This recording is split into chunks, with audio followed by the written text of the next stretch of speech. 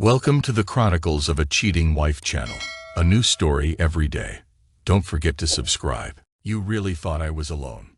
Now it's my turn. I'm standing by the kitchen sink, staring at the bright reflection of the overhead light in the window. It feels like a spot of fire burning on the glass. My heart's hammering. Bobo, our dog, keeps barking. Short, frantic yelps that echo in my ears. I don't know why he's barking like that. Usually, he's quiet. But tonight, he's pushing his snout against the base of our bed, going at it like there's something alive down there. I swallow once, then again. I feel my throat constrict. My hands grip the edges of the countertop. My nails dig into the wood, leaving crescent marks. For one split second, I imagine the sound of bone snapping. But that's just how my mind's spinning right now. You really thought I was alone. That was her line, drifting to me through the half-open bedroom door. No answer. Just more barking from Bobo. I edge closer. And there, under the bed, is something small, crinkled, transparent silver with a brand name etched across its surface. An empty condom wrapper. My mind can't process it. I blink, I swallow hard. The vasectomy. I had it 3 years ago. I remember the clinic, the smell of antiseptic, the nurse telling me to rest for a few days. We haven't used condoms since. We didn't need them. Suddenly, the taste of rust floods my mouth. I realize I'm biting the inside of my cheek so hard I've drawn blood. I step back. My breathing goes rapid, short, fast stabs of air. I'm trying not to make a sound. My hand is shaking. I see the crumpled foil, can't look away. My mind's in freefall. Bobo barks again, louder, pawing at the floor as if he's exposing the dirty secret that's always been there, right under my nose. I reach down, scoop up the wrapper. My heart is in my ears. I smell latex, or maybe it's just my imagination.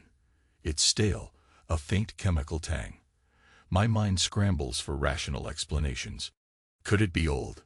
No, we never had them in the house after my surgery.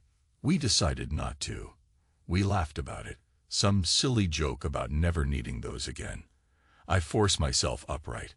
My reflection in the bedroom mirror is a stranger's face, eyes wide, pupils tiny. I feel the beginnings of a half-mad grin forming on my lips. A black, strangled laughter tries to bubble up from my chest. But I trap it. I want to burst in on them.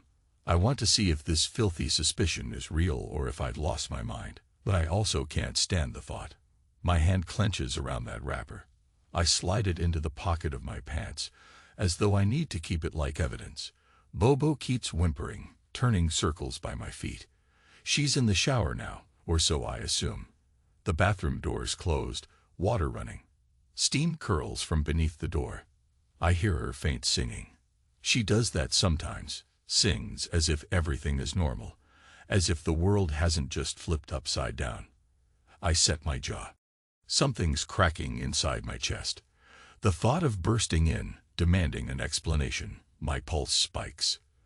But the black humor rises again. I imagine me, stammering, pointing at the wrapper, and she'd just say, "Oh, it's nothing. I found it outside. Must be from some neighbor's trash." I can almost see her lying, as if my eyes aren't open.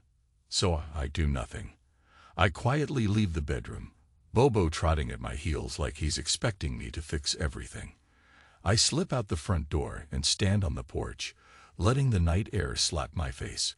For a second, I'm choking. Then I calm down, like ice forming on still water. That same night, I say nothing at all. The next morning, I pretend to be half asleep when she leaves the bed. She says, "I've got errands," in a voice that's trying too hard to be casual. I grunt something back. After she's gone, I pull myself out of bed. I keep moving in a daze. Shower, shave, dress. Then I head to work. It's a busy day at the office, endless meetings. I'm new in the role of department manager, a promotion I got recently. Poured my life into that job. I wear the boss's face. I grin, pat shoulders, throw around jokes that keep morale high. Meanwhile, my brain is screaming. I see the condom wrapper flashing in my mind, like a strobe light in a dark room. People ask me questions, I answer automatically. It's mechanical. By lunch, my composure is fraying. I hide in the restroom, lock myself in a stall. My phone is in my hand, and I'm half tempted to call her. Demand an explanation. The black humor returns. Hello, honey. Found this on the floor. Should I just throw it out? I realize my hand is shaking so badly I nearly drop the phone. I do nothing. I go back to my desk. Work more, longer hours. Over the next weeks, maybe months, I bury myself in responsibilities. I volunteer for every new project. I initiate expansions in the region. I hold late-night conference calls. My boss praises my dedication, says I have leadership qualities. I smile at him like a puppet. All the while, I watch her quietly. We still share a bed, though half the time I sleep on the edge, clutching the blanket. We still have dinners, with the kids between us. We smile for selfies. I post pictures on social media with hashtags #blessed, #family-first. The reflection of my own face, beaming with artificial delight, makes me sick. My coworker jokes that I'm a poster boy for the good life. Inside, I feel like my brain's been pinned to a red-hot stove. I look for signs, any sign. The flicker in her eyes when her phone vibrates. The sudden tension if I walk in while she's texting. The faint aroma of men's cologne that's not mine. Once I catch the smell on her blouse. She says it's from testing a fragrance at some store. I pretend to believe her. Days turn into nights. My sleeplessness grows. I start losing track of what's real. I'm on edge, snapping at the kids over minor things. Then I force myself to be cheerful, overcompensating.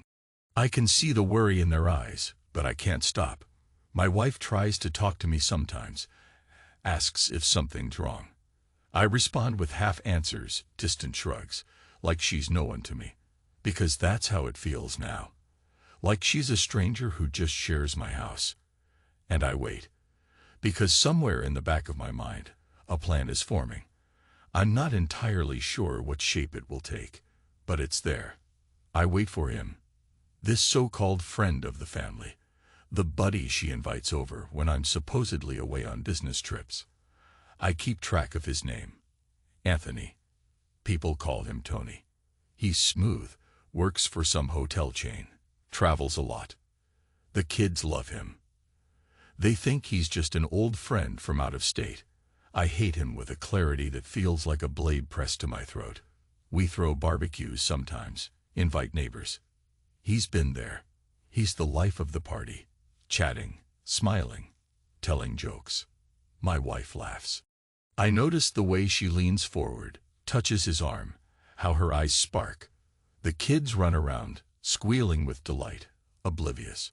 I stand in the corner, cold and polite, offering him a beer. I want to smash the bottle over his head every time I see him. But I hold back.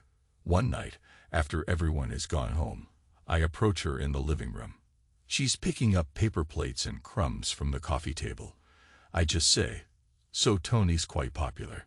She goes stiff. She looks at me like I've touched a nerve. Then she tries to laugh it off. "He's just a friend, you know that." I stare at her. I feel that black humor creeping in again, taste it in my mouth like poison. I nod, say nothing more. She tries to approach me later, in bed, tries to put her hand on my shoulder, as though to instigate intimacy. I let her. My body reacts mechanically, but all the while, a part of me is absent, hovering above, watching like a stranger. Her breathing is shallow, fast. Mine is slow, measured. When we finish, I roll away. She's lying there, quiet. I wonder if she's thinking about him. My heart clenches like a fist. Time slides forward, unstoppable. I keep working, keep piling on responsibilities. My colleagues joke I'm the unstoppable machine. Our logistics firm expands its reach, merges with another branch. I get put in charge. I travel to conferences. I become the boss in every sense. Powerful, commanding. I realize for the first time in my life, I enjoy that sense of pressing down on people. I never did before. But now, it's like a necessity, because it's the only way I can manage the uncontrollable rage swirling inside me. Meanwhile, I see the signs more clearly.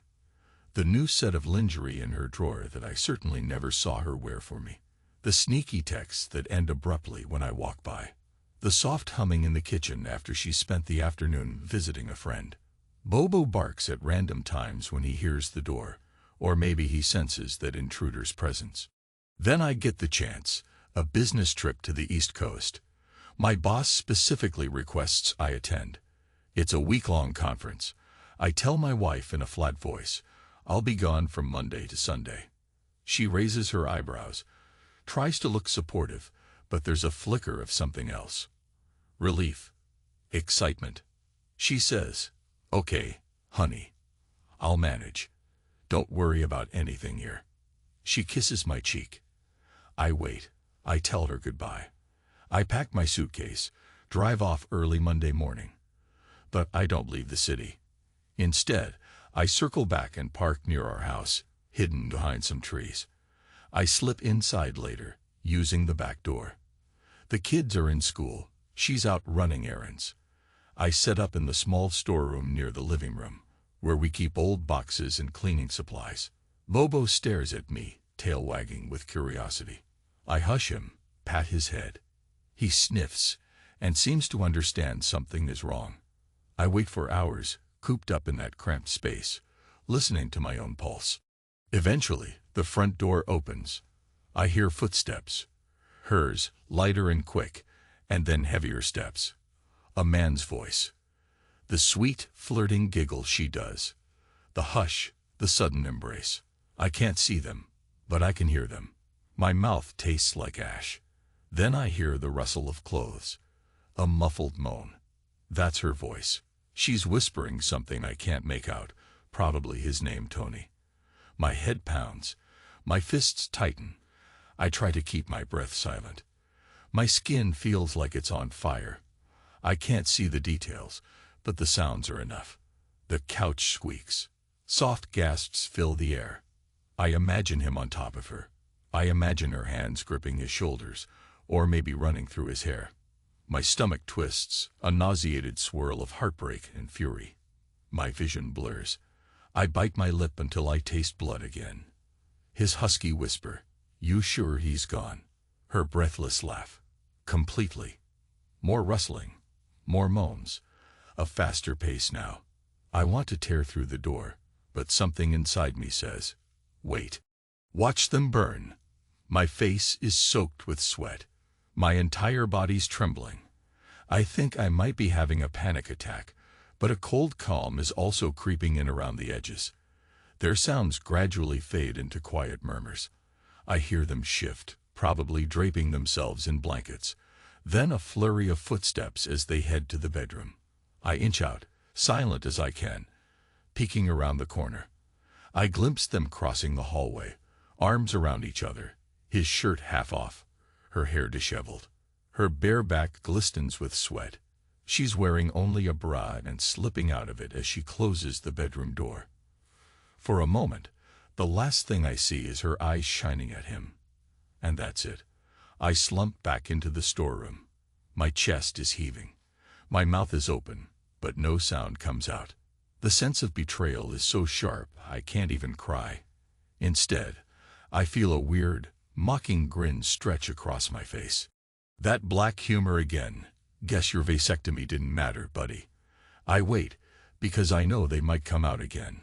My watch shows the minutes crawling by like hours. Eventually, I hear the shower. Then the laughter drifts from behind the bathroom door. I decide enough is enough. This can't go on. Something inside me snaps. I creep to the closet, pull out an old jacket, slip it on to hide the tension in my body. Then I slide into the kitchen, stand there behind the fridge. My breath is slow now, controlled. I feel more alive than I have in months. Finally, the bedroom door opens. They're both laughing in hushed tones, trying to keep quiet. I see him first, Tony, walking into the living room in his jeans, shirt unbuttoned. A smug grin on his face. She's behind him, wearing her robe.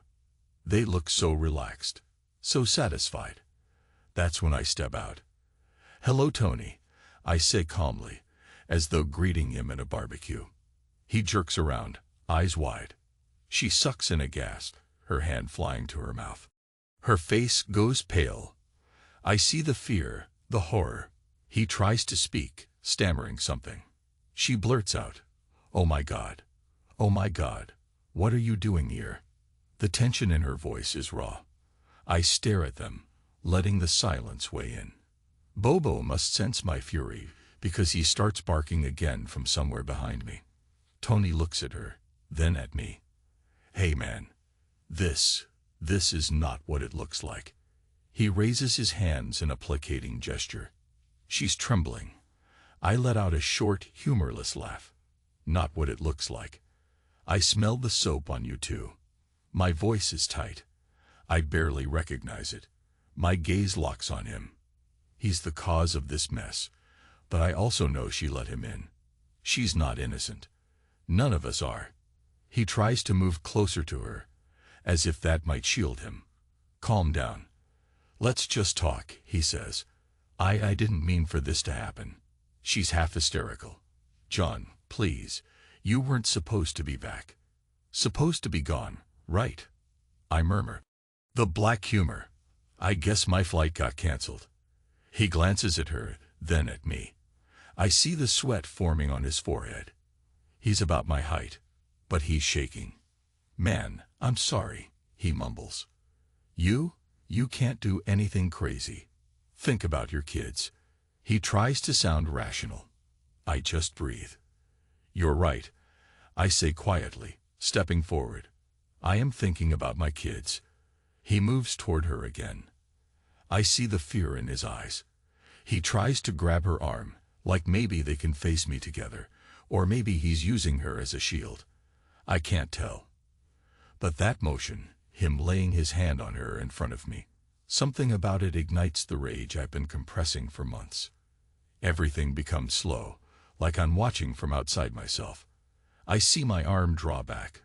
My fist tightens. I hear him say, "You're psycho, man," just as my fist connects with his jaw. It's a clean, hard impact. His head snaps back. He collapses in a heap, limbs slack, as if all the wires holding him up got cut at once. She screams, a raw, piercing sound. Bobo's barking escalates, frantic. I stand there, breathing fast. Tony doesn't move. He's sprawled on the floor, eyes half open but glassy. I stare at him for several seconds, waiting for him to twitch, to groan, to do something. He doesn't. A slow trickle of blood seeps from his nose. The air is thick. She crouches over him, shaking his shoulder. "Tony, Tony." She looks at me with raw terror, tears streaking her cheeks. "What did you do?" Her voice cracks. I can't form words. I'm paralyzed by the sudden realization that he's gone, just like that. My punch, fueled by months of hate, ended him. That black humor tries to rise again, but it's strangled by shock. Something inside me calms, in a horrifying way. The part of me that's always been in control says, "This is done. Now handle it." My wife is wailing. I look at her, my expression empty. The guilt doesn't come the way I expected. Instead, I feel an odd, detached sense of purpose. I get up, walk to the kids' rooms. They're at school, but I gather a few of their clothes anyway. She's following me, sobbing uncontrollably, rambling about calling an ambulance, the police. I ignore her. I carry a small bag to the car. Then I return, and calmly tell her, "Take a jacket. We're leaving." She's shaking her head wildly. "We have to call for help. He might still be alive." I glance at Tony's body. His chest isn't moving. I feel my jaw clench. I lower my voice. "He's not. Now get your things." She starts screaming. "What are you doing?" I grab her by the shoulders, fix her with a stare so cold it chills even me. I speak with a lethal calm. There's nothing left to do here. We're taking the kids to your mother's place. Then you'll figure out your next steps. She tries to fight me, tears streaming, hair plastered to her face. No, no, we can't just leave him here. I release her shoulders, step away. My voice is quieter than ever. Call an ambulance if you want. But once they see he's dead, do you think you'll be able to hide your affair? Do you think they won't question you? She collapses to her knees, sobbing into her hands. I stand there, looking down at her, my fists still trembling. I hate that I feel no pity, only that numbness. She begs me to understand, tries to explain how lonely she felt, how I was always working, how she never wanted it to go this far. She says I pushed her away. She's crying, repeating, I'm sorry, I'm sorry. My chest tightens. A wave of anger surges, but it's hollow now. I say nothing. I just watch her tears hit the carpet. Then I walk out into the living room, stare at Tony's still form one last time. I might have expected to feel triumphant, or at least something. But no, just emptiness. I gather the kids from school that afternoon, telling them we're going to visit Grandma. They're confused but excited. My wife trails behind me, hollow-eyed. She tries to hold their hands, forcing a shaky smile. We drive in silence most of the way. The kids start bickering in the back seat. I cut them off with a sharp, quiet. They settle into hushed confusion. When we arrive at my mother-in-law's, I walk the kids up the steps. She greets us, surprised, and tries to engage in polite conversation. I tell her, the kids will stay with you a while. We need space. My mother-in-law eyes me, senses something is off, but she doesn't ask many questions. She loves her daughter, yet she's always had a certain wary respect for me. My wife weeps quietly in the corner while the kids run into the living room. I hand my mother-in-law a small envelope with some cash, stare at the floor. Just take care of them for a bit. She nods, mystified. Then I leave without another word. My wife tries to follow me, but I point toward the house. Stay. I'll come back later. I don't even give her a chance to answer.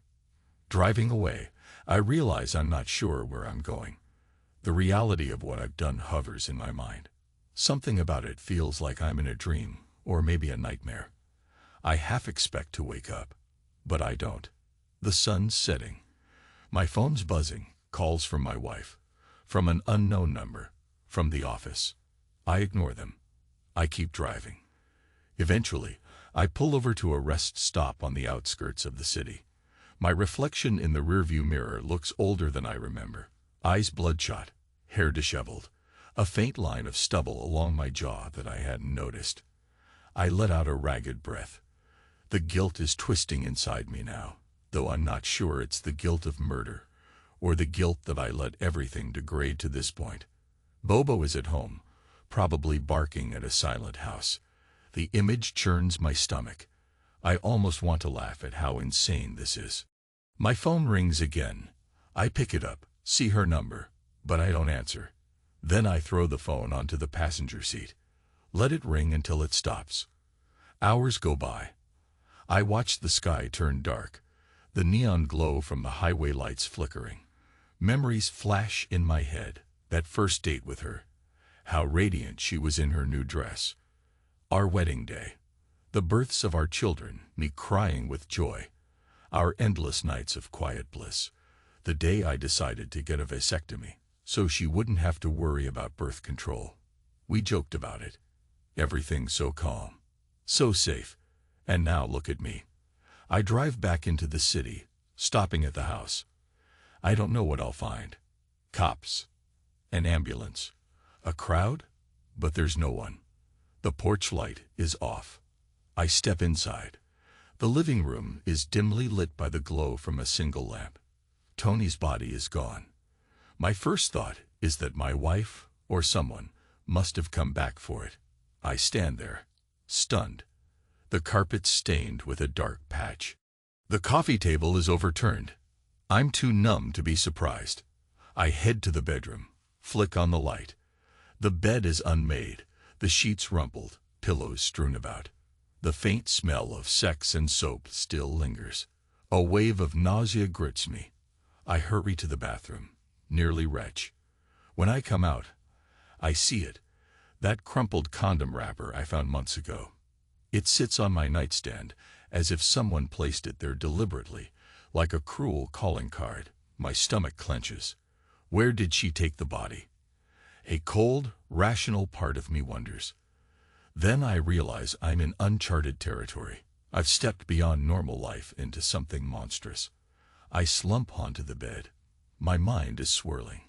Maybe she's disposing of the evidence to protect me, or to protect herself. Maybe she's called some friend. Maybe the cops will bang on the door any minute. I don't know what to do. A few days pass, in a blur. I try to act normal, going to work, giving instructions to my team. My wife is absent from the house. The kids are at her mother's. No one calls me about Tony. The news doesn't mention a body found anywhere. My phone remains silent except for the occasional business call. I start to think I'm in a bizarre, suspended reality. Then one morning, she shows up at the house, letting herself in with her key. I'm sitting at the kitchen table, staring at a cold cup of coffee. She looks terrible. Dark circles under her eyes, hair pulled back in a messy bun, cheeks hollow. She doesn't speak for a long time. Finally, she sets down a small envelope on the table. "I did what had to be done," she says, voice shaking. I got help. He's gone. Don't ask me how." A tear slips down her cheek. She looks exhausted, spent, like she's aged 10 years. I just nod, not trusting myself to speak. She stands there, arms wrapped around herself, as if she's trying to hold her body together. "The kids are safe," she continues. "They don't suspect anything. Mom wants to know what's happening. But I can't tell her." I swallow. My tongue feels like sandpaper. "Why did you do all that?" I finally manage. Her lips tremble. "I made a mistake. A terrible mistake. But I didn't want you to go to prison for it." She looks away. I can't lose you. They need their father." A laugh, bitter and raw, escapes me. "You should have thought of that before you brought him into our bed." She flinches. Her voice cracks. "I'm sorry." I shake my head. A strange emptiness where anger used to be. "The damage is done," I say quietly. We stand there. Silence fills the house. Eventually, she turns to go. "I'll stay at my mom's for now," she whispers. She hesitates, looking at me with haunted eyes, like she wants me to say something that will fix all of this. I stay silent. She nods once, shoulders sag, and leaves. In the days that follow, I move through life like a ghost. The guilt gnaws at me, but I'm not sure if I feel more guilty about killing Tony or about still craving some twisted sense of satisfaction that he's not around to touch her. That black humor rears its head. He won't be needing any more condoms. I'm disgusted with myself for even thinking that. I visit the kids at their grandmother's. I try to smile for them, check their homework, talk about school. They cling to me, sense something's off. They ask when mommy is coming back, and I lie soon. My mother-in-law eyes me with suspicion, but she doesn't push me. Nights are the worst. The house is empty except for Bobo, who sometimes trots down the hallway sniffing, maybe searching for Tony's scent. Or maybe I'm just imagining that. I can't sleep in the bed, so I lie on the couch, drifting in and out of nightmares. Usually I dream of Tony's face, contorted in shock as my fist connects. Then I wake up sweating, my heart pounding. One evening, I stand in front of the bathroom mirror, gazing at my reflection. My hair's streaked with silver at the temples, lines etched around my eyes. I look older, harder. My father's face stares back at me. He always used to say, "A real man doesn't whine. He acts." Well, I sure acted. And now, I think of her again, wonder where she sleeps, whether she curls into a fetal ball, crying. Part of me is bitter. Another part feels that old tenderness. But there's something else. An emptiness that might be cold relief. I realize with a hollow shock that I don't really want her back. Not like before. The betrayal etched itself too deeply into my bones. Weeks pass. I go to the office, finalize deals, become the unstoppable manager. People notice I'm quieter, more intense. Some joke that I'm on a mission. Others avoid me, sensing the quiet threat that simmers beneath. My boss is thrilled with my performance, hints that a bigger promotion might be on the horizon. I nod, smile politely. Inside, there's no joy. She and I talk only about the kids, practical matters. Once I catch her crying on the phone. She begs me to speak, to say how I feel, what I want. I can't. I'm frozen. Then she confesses she's had trouble sleeping, nightmares about Tony. She says she's destroyed with guilt, that she never meant for it to spiral this way. It's all my fault, she sobs. I ruined everything. My voice comes out flat. It's done. Then I hang up. For a while, I wonder if the police might knock on my door. But they never do. Months trickle by. Life goes on. Strangely, Bobo's the only constant presence in the house, and he seems as unsettled as I am. Sometimes he runs to the front window, barking like he senses Tony's ghost. Other times, he whimpers at night, pressing against me for comfort. One day, my wife shows up with the kids, letting them run into my arms. She stands aside, looking tense. When they're busy rummaging through their rooms, she says, "I've been talking to a counselor." She suggests we figure out if we can salvage anything. She sounds fragile, like she's bracing for me to lash out. I stare at her. I don't speak. Then I glance at the kids in the hallway, giggling over their toys, oblivious. They need stability, I say quietly. That's all I know. She nods. Tears well in her eyes. Yes, I know. She rubs her arms, gaze flickering around as if the walls might jump out to accuse her. If we can't find a way, I'll do whatever makes sense for them. A hot wave of something, resentment, sorrow, washes over me. I don't know if we can fix this, I say, my throat tight. I see her lips part, but no words come. The tension is suffocating. That night, after the kids are asleep, she stands by the back door. I can see she wants to say something. Maybe apologize again. Maybe beg forgiveness. But I'm too far gone, numb to it all. I mutter, "Let's keep the peace for them," and I walk away. She sighs, shoulders drooping. We stay in separate rooms. From time to time, I catch myself in the mirror, recalling the final moment Tony's eyes lost their light. I feel that wave of panic and guilt, but also a sense of inevitability, as if that moment had been set in motion the day I found the condom wrapper. I wonder if I could have changed things by confronting her earlier, by going to counseling, by leaving her. But it's too late. Eventually, I decide to see a therapist too, in secret. I barely speak at first, but over the sessions, I mention the betrayal. I never mention Tony's death. I talk in vague terms.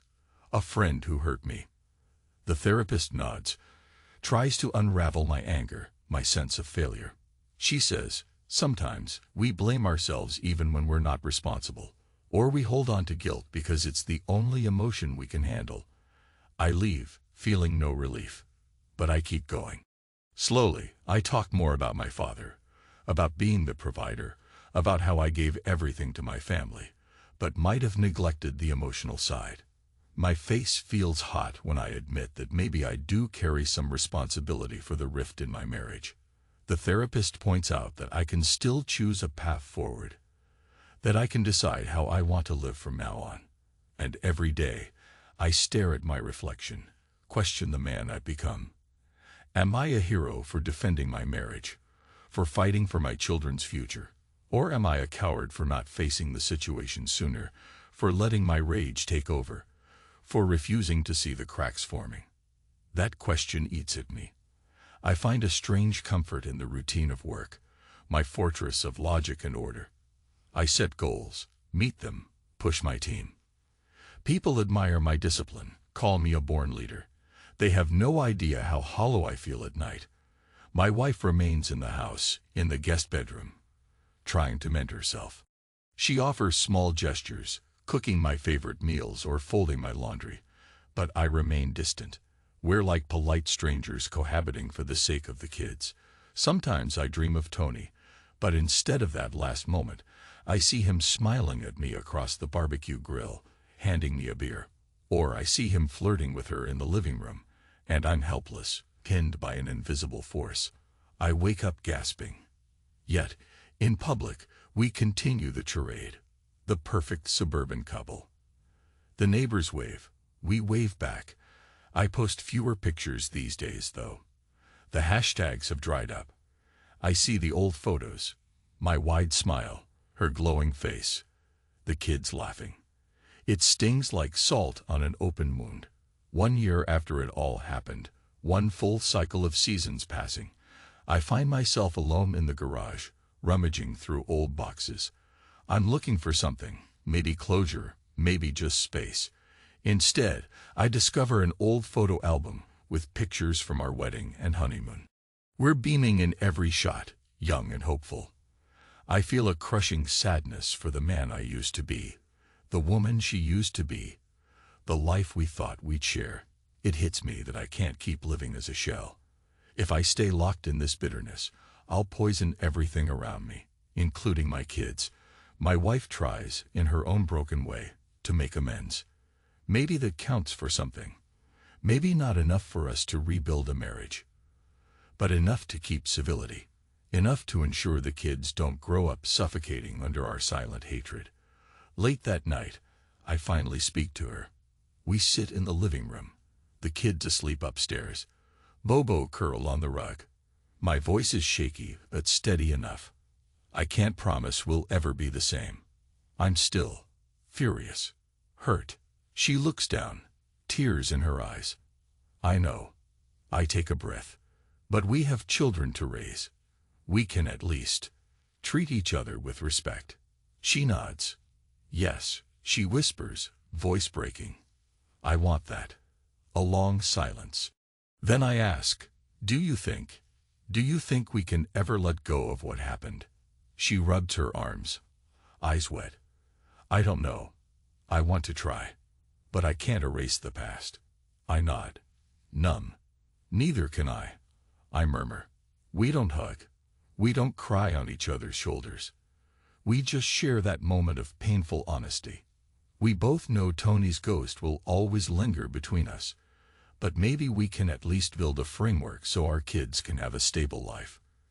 Time moves forward. I do what men do, keep going.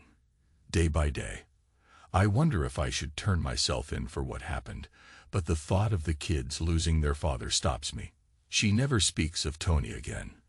If she's tormented by nightmares, she hides it. We live in a fragile peace, each lost in our own regrets. On certain days, I think about the final question. Am I a hero or a coward? I killed a man with one punch. Maybe some men would cheer me for that, claim I defended my honor. But the truth is, I feel as if I failed. I didn't protect my marriage. I didn't fix anything. I just ended a life in a fit of rage. That's not heroism. That's weakness. But ironically, that weakness is all I have left.